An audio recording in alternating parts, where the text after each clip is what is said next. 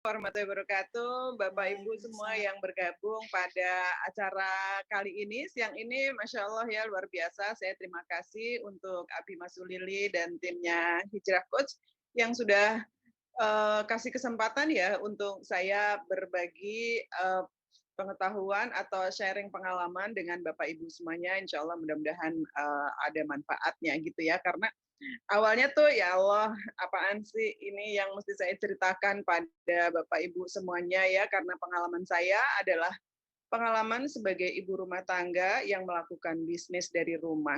Jadi awalnya saya melakukan bisnis memang apa ya, memang ya ya wis pokoknya dilakoni lah gitu ya, pokoknya dilakoni gitu.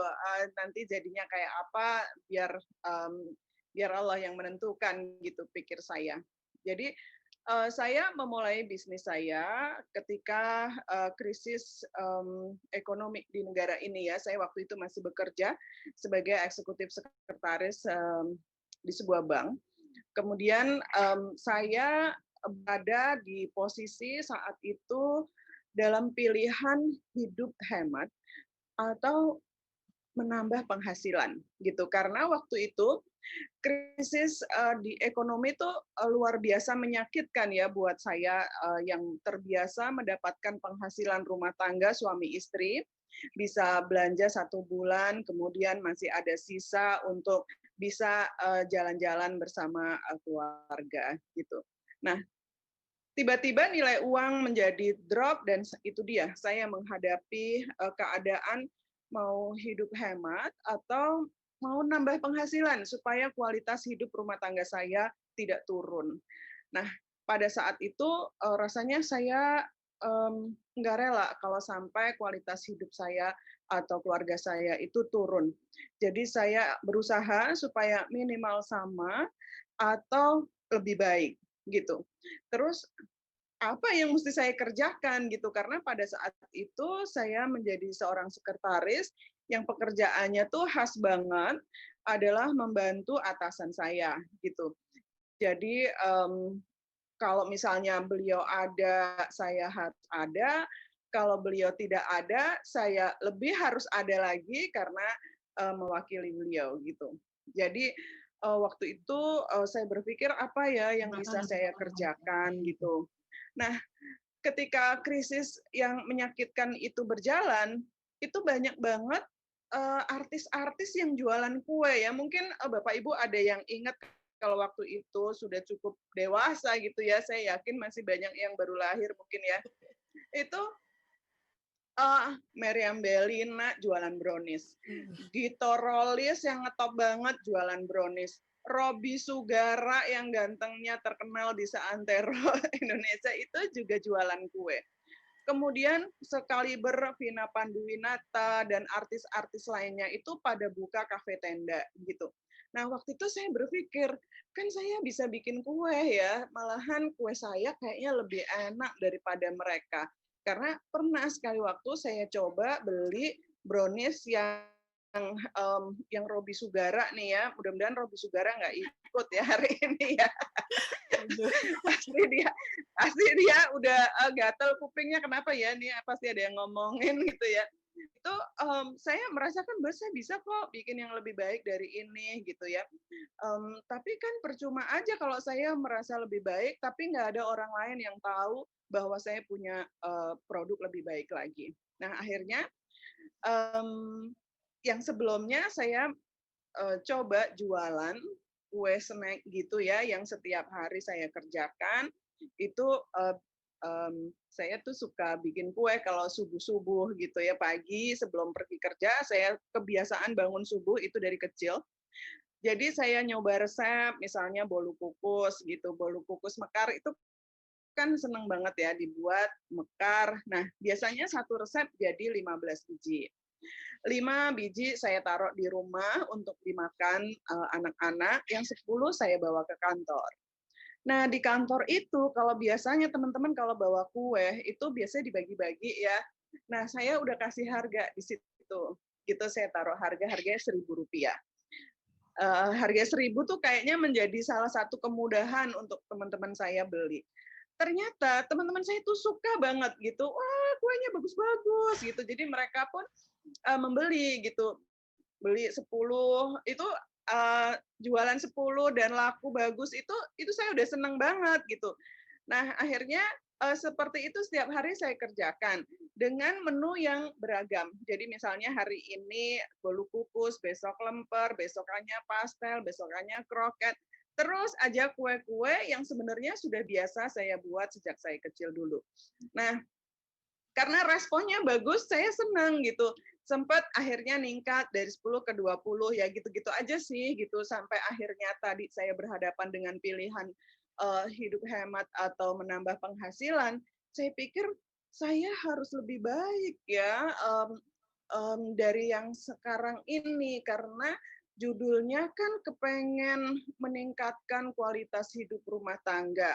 Nah, kemudian saya ingat ada satu hadis, entahlah itu hadis atau kata bijak yang saya baca bahwa kalau kamu ingin beruntung, maka kamu harus lebih baik hari ini daripada kemarin, gitu.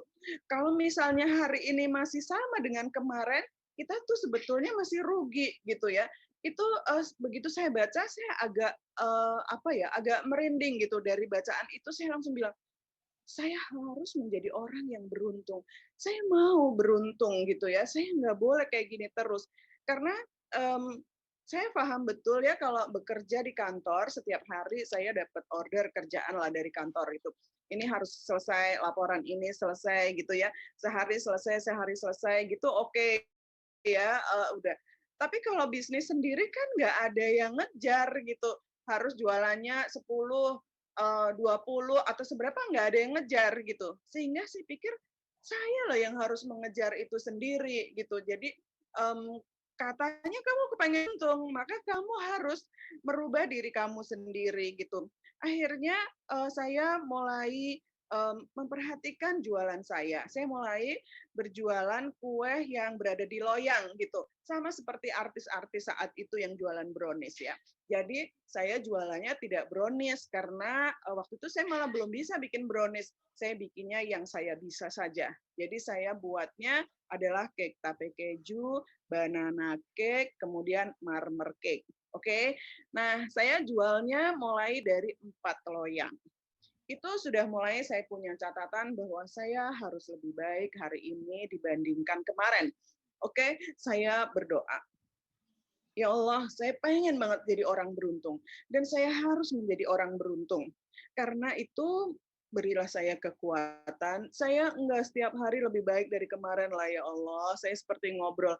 Saya seminggu sekali aja lebih baiknya lah. Minggu lalu itu adalah sejarah. Jadi minggu ini saya lebih baik daripada minggu lalu. Sehingga hari Jumat itu menjadi catatan saya. Jumat ini harus lebih baik dari Jumat yang lalu. Gitu. Oke? Dari jualan 4 loyang.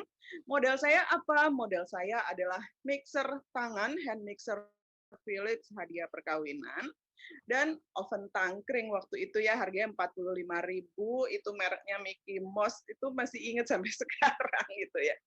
Nah, dari 4 loyang, akhirnya karena saya ingin lebih baik minggu ini dibandingkan minggu lalu, maka minggu ini saya harus menjual 8 loyang gitu. Dan saya sangat memegang cita-cita ya judulnya kalau sekarang ya, saya memegang itu. Saya harus menjual 8 loyang. Hari Senin sampai hari Kamis adalah hari-hari saya jualan gitu. Teman sebelah saya tawarin, oke, teman sebelah jualan 8 loyang, gampang. Oke, beres. Seneng gitu ya, bisa 8 loyang laku dengan mudah. Berarti minggu depan saya harus menjual 16 loyang. Gitu. Harus, tidak boleh tidak harus bisa jualan 16 loyang kalau kamu ingin beruntung. Begitu saya bicara dengan diri saya sendiri. Akhirnya minggu depan saya harus jualan 16 loyang. Hari Senin sampai hari Kamis itulah hari-hari di mana saya jualan, menawarkan karena saya masih bekerja, tapi sekretaris itu kan khas ya Bi ya, kerjanya tuh di belakang meja, tapi ada semua alat komunikasi, ada telepon, ada internet, ada fax gitu ya di situ. Di depannya ada TV gitu biar bisa nonton TV dan ada akuarium yang ikannya menari-nari sehingga saya bisa mulai jualan lewat telepon. 16 loyang laku dengan mudah. Minggu depan saya harus jualan 32 loyang. 32 loyang sudah pasti teman-teman sebelah meja saya itu udah mulai mikir nih, kayaknya kalau Fatma mendekat nih jangan-jangan ditawarin kue lagi gitu ya. Nah, oke. Nah, jadi saya pun sudah mulai ke sebelah ruangan gitu ya, ke sebelah ruangan lagi, nawarin lagi 32 loyang, alhamdulillah laku dengan baik. Dengan sedikit perjuangan gitu. Sambil saya pun belajar mengenali pasar seperti apa. Minggu depan lagi saya harus jualan 64 loyang gitu ya. Nah, 64 loyang ini sudah mulai pakai perjuangan gitu karena saya menjadi berpikir sebenarnya untuk menjual 10 loyang saya harus jual kepada lebih dari 20 orang, menawarkan kepada lebih dari 20 orang. Karena nggak semua orang mau beli gitu. Ada yang berpikir langsung beli, ada yang enggak, ada yang juga sedikit agak melecehkan gitu.